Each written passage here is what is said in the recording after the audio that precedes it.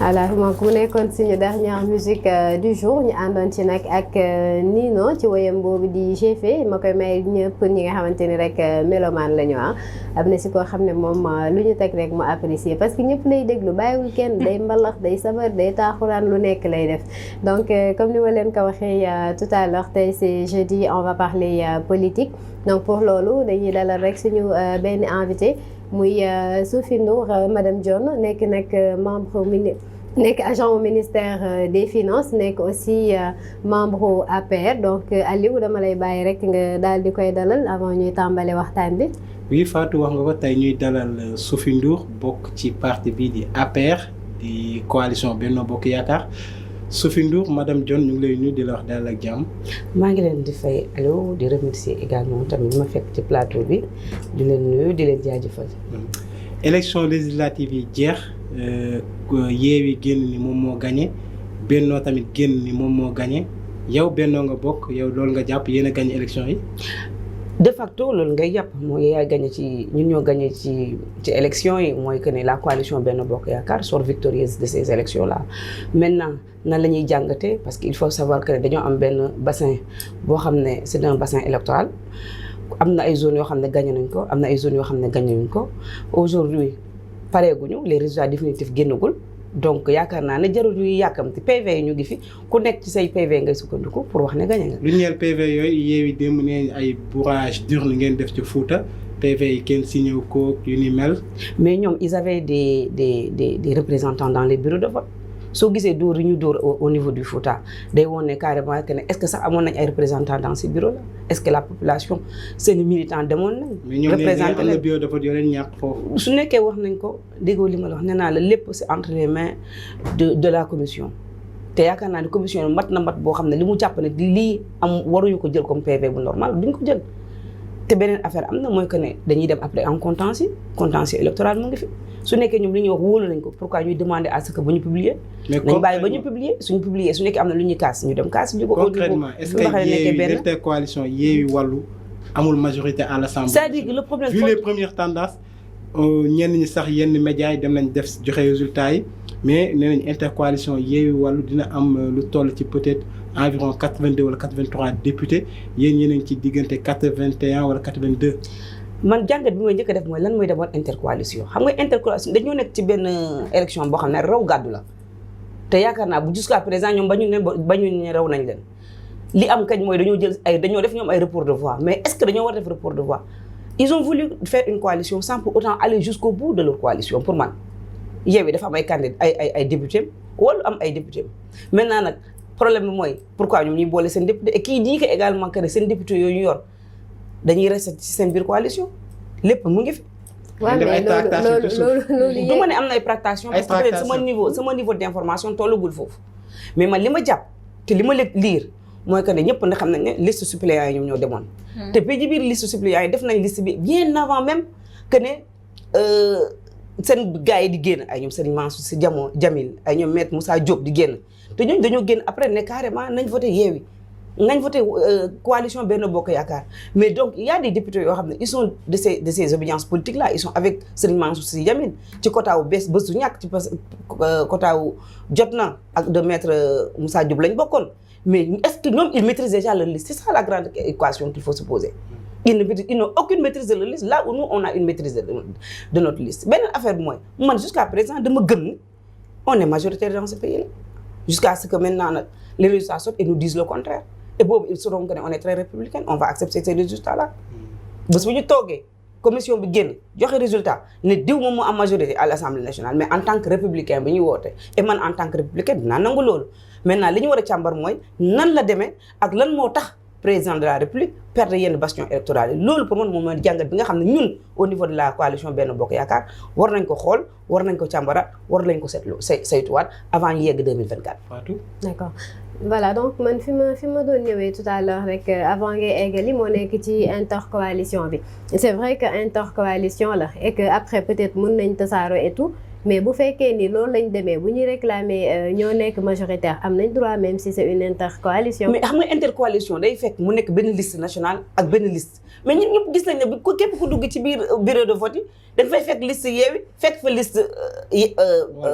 Wallu mais aujourd'hui l'intercoalition n'est que de nom mais dans la pratique l'intercoalition n'existe pas. ci département yi la ñu wax fii nii. non mais même soo duggee ci département yooyu 18 dañu ne 18 départements yi fii Wallu la 18 départements yi fii Yewwi la. mais soo demee dans tous les bureaux de vote tu trouves la liste de Yewwi et la liste de Wallu. Donc l'intercoalition n'est pas aboutie, il faut le dire. da nga jàpp ne erreur la ci seen part. ci seen part ils ne sont pas allés jusqu'au bout de la logique de l'intercoalition man loolu laa jàpp en tant que politicienne et en tant que également tamit bokk ci nguur gi moo tax ngay wax loolu. mën na ne parce que quand même il faut dire que ne la politique mooy fi nga toog fi nga bokk nga mat fi nga nekk nga gëm fi nga bokk mais man dama jàpp ne en tant que politique on a eu la chance de fréquenter des écoles politiques ici au Sénégal un peu à l'étranger et que donc su nekkee da nga nar a dem élection te mu wóor la ni carrément ne élection yi war nga fa mën a am dara mais da ngay dem jusqu'au bout de tes logiques. La logique mooy lan mooy que ne intercoalition bi yegguñu jusqu'au bout loolu moo leen yóbbee problème bi ñu nekk nii. ñu ñëwaat si jàngat boobu ngeen wax da ngeen war a jàngat ngeen xool la moo tax ngeen ñàkk yenn régions yi ñu ñëw si région de Dakar ñu gis ni Dakar depuis benn moment dans problème la si yéen gis nañ ko si local yi gis naa ko si législative yi lan moo waral loolu. Bon est-ce que c'est tout simplement Dakar si soo xoolee c'est dans presque toutes les villes urbaines. Ziguinchor dans toutes les grandes villes urbaines soo xoolee. même si ko doon gagné Saint-Louis Louga day. voilà dañ ko perte léegi lan la indi bon personnellement man maa ngi ci xool di ko càmbar en me disant que ne lan moo indi même li ñu amoon sax peut-être que mënuñu ko am y a un problème parce que da ngay jël ay spécificités man su ma jëlee le cas de Médina par exemple de la Médina ñun on était convaincus que Médina dañ koy gagner mais aujourd'hui le peuple a carrément sanctionné la transhumance d'abord ensuite lan moo tax Cheikh Ba bi nga xam ne dem na bu Cour suprême pour ñu xam kan moo nekk maire entre moom ak Bamba Fall li ñu am moom li mu jëm woon am sax ci élection locale yi mënatuñ ko am il y a un problème donc qui se pose boo xam ne ça va au-delà même sax du fait que les gens ont voté pour Yewwi parce qu'ils veulent sanctionner le pouvoir ou bien ils veulent il y a énormément d'agrégats yoo xam ne est-ce que tamit loolu yàqul leen transhumance mais bien sûr du transhumance bi kese soo xoolee par exemple les zones rurales ils ont voté carrément le président de la République. Pourquoi ñu voté ko parce que président bi mu ñëw avec le yoonu yokkute après ñu indi ko def ko PSE mais il a parlé d'une équité territoriale mooy li ñuy gis ci ville yi ñu mën ko gis ci àll bi te sooy tey ku mel ni man xam ne je suis originaire de Mbadakhoune du village de Mbadakhoune dans le département de Guinguinéo mais on avait un problème d'enclavement mais depuis le PUDC autres tey sa oto ngay dawal ba sa buntu kër papa loolu mooy war ne quand même cette équité là ça existe et ça a été réussi de manière extraordinaire alors que dans les villes les gens ils sont peut-être préoccupés par autre chose tey jii nii Macky Sall loo ko mënti waxal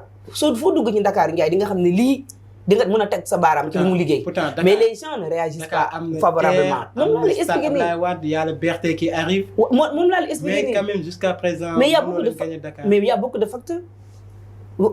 la coalition adverse mun naa ne sax l'intercoalition lan lañu campagne que ne président de la République dafa bëgg troisième mandat et également sur ce plan-là le président n'a pas encore dit exactement ce qu'il veut faire loolu am na ñoo xam ne ils sont à l'APR peut-être ils vont pas voter le président Macky Sall en 2024 ñoom peut-être ils se sont retenus peut-être ça peut expliquer même le taux d'abstention nga ñëw encore ci biir coalition bi il y a eu beaucoup de dégâts yoo xam ne ci élection locale yi la woon ñu soog jëlee le cas des parcelles élection locale il y avait beaucoup de frustration malgré que ki nga xam ne moo fa nekk mooy mon coordonnateur xam ne dama koy nuyu au passage xam ne il a abattu un travail extraordinaire parce que bi mu ñëwee 2014 aux parcelles 2015 2016 la Amadou Ba commence l'APR la coalition commence de gagner aux Parcelles Assainies. Amadou Ba ngay wax. Amadou Ba laay wax.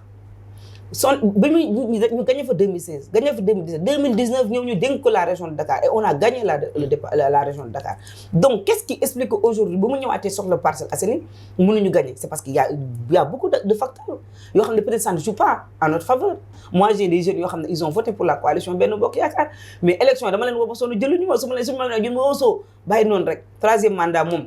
donc les gens ont réussi la propagande du troisième mandat. Est-ce que nekkul ni kon. sans compter maintenant la transhumance qui vient s'ajouter peut-être ak li xew noonu. moom la est-ce que nekkul ni population bi en fait à la fin ñoom ñoo xamatul réellement kan la ñu war a jox seen kàddu wala kan la ñu war a wóolu wala ban logique la ñu war a suivre bu ñu xoolee côté intercoalition yaa ngi wax ni demuñu jusqu'au bout suivre ñu seeni conviction wala am na loo xam ne manqué na fa bu ñu xoolee wàllu Benno wala wàllu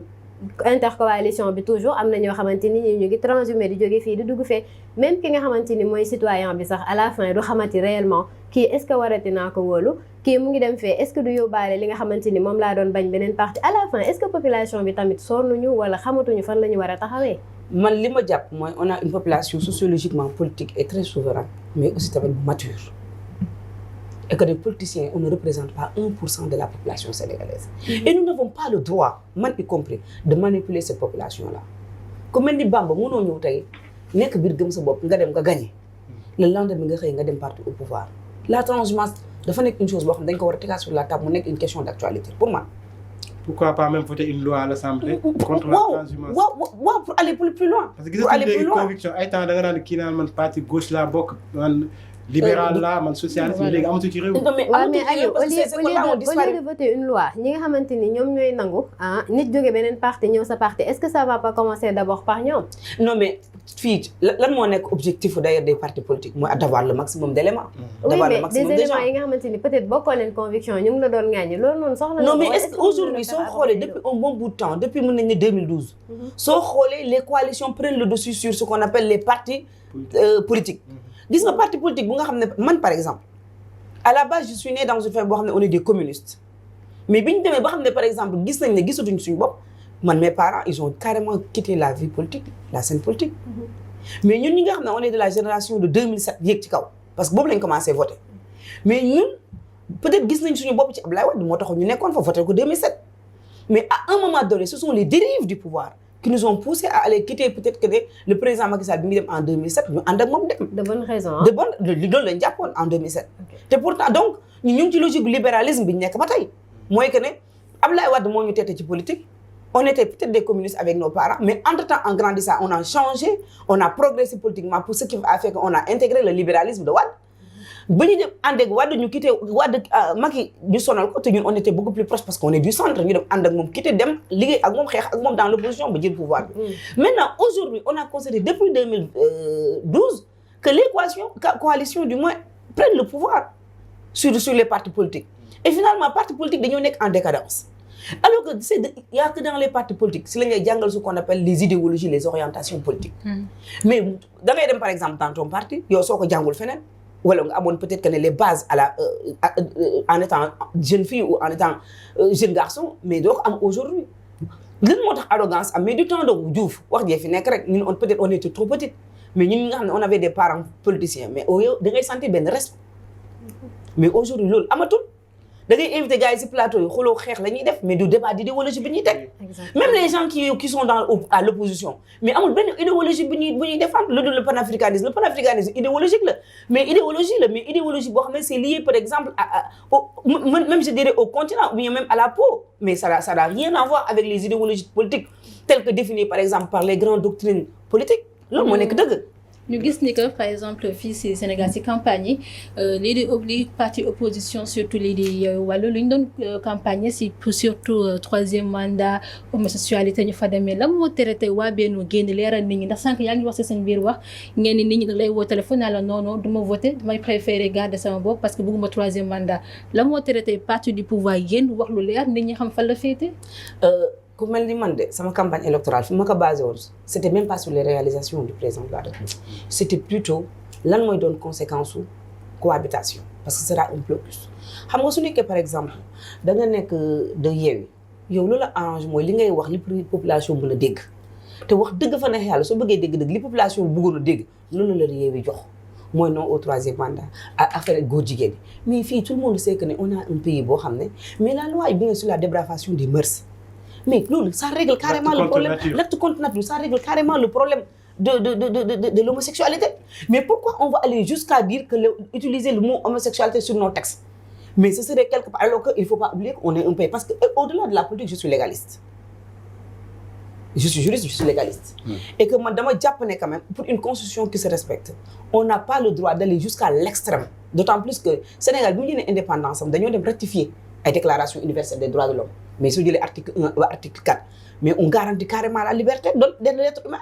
et des droits humains. Donc pourquoi pas criminaliser? Non waxuma ne waruñu ko criminaliser je dis pas ça je dis que il existe une loi déjà. te ñooñu ñëpp xam nañu homosexualité acte de contre nature la pourquoi dugg di nga fa dugal pourquoi bëgg pousser président Macky Sall pourquoi ils l'ont pas fait avec Diouf parce que ce sont les mêmes opposants hormis Sonko. avec Wade et même avec Diouf parce que c'est léegi la ñuy gis ay comment dire avec le décès de feu l'ancien secrétaire général du PS. Tanor également tamit comment il s'appelle encore le président de l'Assemblée nationale. Niass ñooñu ils étaient là ils étaient dans l'opposition ils n'ont jamais parlé d'homosexualité. te pourtant ça n'a pas empêché le pays de survivre à l'homosexualité fii ñëpp xam na ne non même nos mœurs nos us et coutumes n'acceptent pas l'homosexualité. Maintenant venir le mettre sur la table c'est aller au-delà même de ce que le Sénégal am mooy le teranga sénégalais. fii da ngay xam sa dëkkandoo mu nekk ci loo xam ne fii ñaata lañ ñëpp ci ay koñ la ñuy dëkk des fois nga gis ay xale yu doy waar mais pourtant da nga leen di nuyu mais pourquoi quand on en parle nga gis d'ailleurs c'est quelque part excusez-moi du terme ce qui explique un peu la fumisterie sénégalaise mooy sa koñ da nga ko fay dund mais nit ñi suñu waxee ailleurs boo nekk sa koñ nga wax ci loo ci xalaat. léegi taxawaay waa ànd sàmm jikko ñoom ñi nga xamante dañoo ñëwoon nañu leen defal vote sanction nan nga ko gisee ci lu ñeel homosexualité boobu. non mais homosexualité boobu pour man ça n'avait même pas sa raison d'être parce qu'on va jamais voter cette loi-là et que même si l'opposition même yee bu amee mais cohabitation moo dul am man ci li ma gëm. loolu nga jàpp loolu laa jàpp te du am. yee ñoom gëmuñu loolu. waaw non loolu seen xalaat la et c'est normal. c'est une cohabitation ça ne vous arrange pas. non mais cohabitation ça va au-delà même des deux pouvoirs. mais démb dégg nañu Sonko ne ñoom bu cohabitation amee ce n'est du question ñoom dañuy bloquer l'action du gouvernement mais loi boo leen indi ñoom dañuy toog càmbar xool lan la. mais lui d'ailleurs su waxee loolu nga xam ne y a un problème tout le monde sait que ne si le projet de loi émane du président de l'exécutif mais il y a les propositions de loi qui émanent du pouvoir législatif et que ne dañ koy adapter en plénière avant kii dañ koy discuter en commission en commission des lois ñu am ay amendements ñu ñoo adopté ko mais après dañ koy yóbbu ci président mu promulguer ko mais si le président n'est pas d'accord avec eux du ko promulguer comme ñoom s'ils ne sont pas d'accord avec le président ils voteront pas mooy li ma la wax mooy blocage bi ma la wax c'est-à-dire que on court vers ce qu'on appelle benn blocage institutionnel et loolu moo warul parce que je donne un exemple un pays comme la France mais ils ont connu la cohabitation 3 fois mais il y a jamais eu de blocage institutionnel quand l'intérêt du pays est en jeu mais aujourd'hui au Sénégal avec cette opposition qu'on a il faut le dire hein ñoom ils feront tout pour bloquer ce pays pendant 16 mois et c'est pas ce qu'on veut. léegi Sophie Ndour li ñu dese ci waxtu bëreetul Macky Sall local yi mu ñàkk yenn localité législative yi tamit localité yi nga xamante ni sax am na yoo leen gañoon ngeen ñàkk ko est-ce que li nekk ko signe fin de règne. gëmuma li suñu fin de règne la. ah bon. gëmuma ko parce que le président Macky Sall dafa nekk le président du parti mais dans le parti il y a des jeunes qui sont là-bas une Thérèse Faye c'est une jeune dame qui se bat là où elle habite et muy Lamine Gaye fa là où elle habite. Le ministre de l'économie des finances et du budget mais Podor ñëpp gis nañu dafa am. Pape Malick Ndour gis nga li mu def. nga jël par exemple ku mel ni Birame Faye mu ngi def li mu def donc on a un peu. le nord moom yéen a ko moom. c'est pas le nord c'était pas que le nord. c'est le nord le centre maintenant lan moo tax le nord et le centre par exemple bi nga xam ne amul du question de. Fatick du président ak Kaffrine Kaolack pourquoi président di ko gagné c'est parce que foofu noonu dañoo jox cër président di ko remercier ci équité bi. Dakar moo leen të. non Dakar sax dootuñu të te xam nga Dakar kañ nga xam ne dootuñu të. dañu régler le problème du troisième mandat nga wax ndax Dakar. troisième mandat très rapidement loolu il revient au président de la République qui est le chef du parti d'en décider. xam nga Aliou man nekkuma place président. mais dama ne la man je suis républicaine même su taxee ne dafay xeex troisième mandat du ma ci ànd de maintenant xoolaat balaa ma ciy dugg. la nga tàggoo. merci beaucoup à vous. ñu ngi fàttali ni yaa ngi nekk agent ministère des finances bokk ci APR ñu lay jaajëfal ci sa teewaay suñu plateau. merci beaucoup Aliou déjà maa ngi rafetlu invitation bi ndax c'était pas évident du tout mais également tamit rafetlu tamit liggéey bu rafet bi ngeen di def quand même ci Sénégal vous êtes des jeunes assez courageux quand même jël seen destin en main et di remercier également le fait que ngeen invité ma sans oublier également damay lancer un appel à toute ñu ngi waxati encore la population des Parcelles Assainies que nañ gën a jàpp Amadou Ba seen doom la et que jàpp nañ ne également c'est l'homme qu'il faut pour les Parcelles Assainies. posture d'Amadou Ba aussi c'est à revoir xam naa dañ si wax ci beneen yoon. Voilà donc Sadio bàyyi la nga tàggoo. Bien sûr alors merci beaucoup madame Sophie Ndour merci Fatou damay tënk tey du ma nuyu ñële. Merci aussi ñi nga xam ne ñu ngi ñuy seetaan comme chaque jour fi la ñuy nekk dañuy indi information yi sûre mais aussi vraiment de divertissement. suba le vendredi kenn du ruube. moo tax tey may def lu ma neex. nga accéléré ko comprendre naa la Aliou. oui Fatou di jaajëfal Sophie Ndour ci disponibilité bi mais aussi li mu défendre son parti sa coalition. donc li mooy politique peut-être ñoom ñooy am majorité ou pas. On en saura davantage peut-être d'ici quelques heures wala d'ici quelques jours. mbokk yi ñoo fi amoon mbégte loolu teewoon fi depuis 8 heures ba tey di leen jox dig daje ëllëg bu soobee suñu borom. et comme d'habitude avec la même équipe en compagnie koo xamante ni moom dafa ñëwoon tey di ñaxtu ak rouge. non mais Aliou Baye Diabour ajuma léegi quelques heures moo ci descend moom nee na bàyyi na tooñ donc bu ko tooñ loo jeudi bi voilà donc dama lay remercier Aliou remercier Sadio remercier Sophie Ndour nekkoon suñu invité tey bokk ministère des finances nekk membre APR moom la ñu dalaloon tey ci pertinence bi ak disponibilité bi di remercier suñu téléspectateurs yi ànd ak ñun depuis ce matin ci suñu matinale ci suñu Label TV ci xolu Sénégal ngeen mën ko am ci canal 27 TNT ak Label Radio 99.6 ngeen mën ko cee am aussi donc dañ leen di jox dig daje demain inchallah d'ici là portez-vous bien très bonne journée et waa Kabi waa suñu buzz ñu ngi ñëw ak yéen pour les des journée bi ñun à demain inchallah